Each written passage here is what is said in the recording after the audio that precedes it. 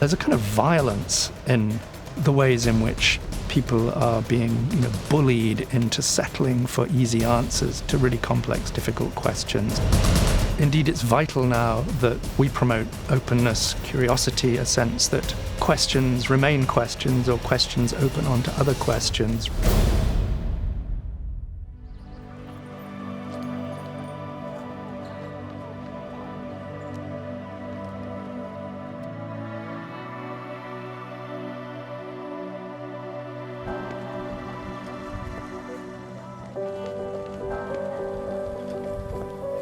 One of the reasons I like teaching is I learn from it. And if you ask students questions, their answers are really insightful. One of the biggest problems was they didn't account for heat at all in their model. They're bringing to the classroom a range of experiences, and what they often share and articulate is very thoughtful and offers a different way of thinking.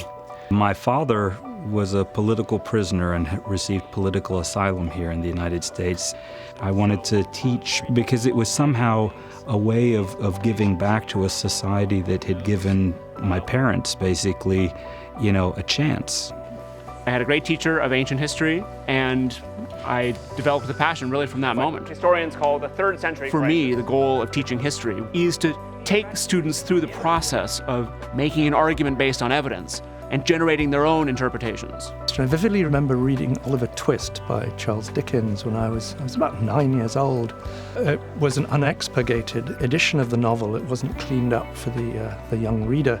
So I remember being completely freaked out by the scene in which Sykes, who's this thuggish criminal, beats out the brains of the prostitute Nancy. And this made a really powerful impression.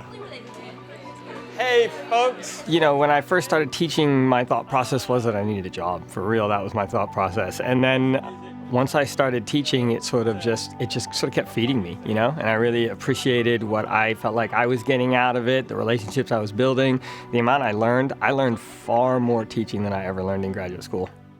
Sorry to my teachers. Through this period, people have developed models. What we're trying to do when we teach is help people understand where ideas come from, what we don't know, and to become critical thinkers. A big thing that I feel like I spend a lot of time in my classes focused on is trying to get students to understand how they're related to the problems that they see out in the world and are hoping to fix. Engineering is playing for keeps. If you make a mistake in something that people's lives depend upon, it could have real ramifications. And that's something that, is important to tell students. We're not messing around here. I try to create an environment in the classroom that's open and welcoming to the students. And I think they really pick up on this idea that it's okay to try out new ideas, new arguments. It's okay to be wrong. Having the opportunity to really push on a student hard in a way that they're uncomfortable and then be with them through it all the way. That's when they're like, oh, you know what, I can take risks here. This person's gonna have my back even after I screw up. Noun versus to mark something, like this sort of... I'm always grateful to the students who have the courage to say that they're stumped, or to ask the very basic question about what maybe the categories everybody else was thinking was obvious and perhaps not obvious at all, or their very obviousness is blinding us to something interesting and problematic that's going on. And certainly when we reach the edge of my understanding, I'm more than happy to acknowledge that and point out where I'm speculating, where we're hypothesizing. When you're given a question that you don't know the answer to, this can really facilitate a kind of collaborative learning that benefits the whole class. Happen a year or two later as opposed They can see me modeling for them the process of working out plausible answers, persuasive answers, and I think that encourages them to try the same thing. Debate, especially in sciences, is really important. And I think it's engaging. Neither of them know what they're talking about, right? Because we don't know. Everyone gets excited if you can see a fight coming. Mystical doctrine. For me, what's crucial, what I want to happen in the classroom is to get students excited and to have them come away hungry. So it seems as if it's more easy recognizing the absence of... The students at Berkeley are just so intensely curious, much more so than in other places I've taught. Look how many of them are first-gen college students. You're first in your family to go to college and you're at Berkeley? Talk about killing it. Of course, engineers always get a bad rap that they're somewhat myopic, tunnel vision type people, and that's simply not the case for a modern Berkeley student. I think they're very well-rounded, socially conscious. They want what they learn in class to be applicable to the betterment of society. And that is something very unique. Berkeley students are really ambitious and they're extremely talented. They go on to be world leaders in politics and business and academia. And because they're so talented, we learn a tremendous amount from them. Rooted in the written word and like a decree. Yeah, brilliant. When a class goes well, I really feel that I'm cheating them. We come from a class, and I feel that I'm the one who's actually done the learning, maybe more perhaps than they have. Every time someone comes from a completely orthogonal direction that I'd never even thought about, perhaps because they come from a culture that I've never had an encounter with, it helps me as a human being learn more and more and more. In this context, I work with my students through some of this messiness that's happening in our country right now, first and foremost by connecting with them. Can't help it.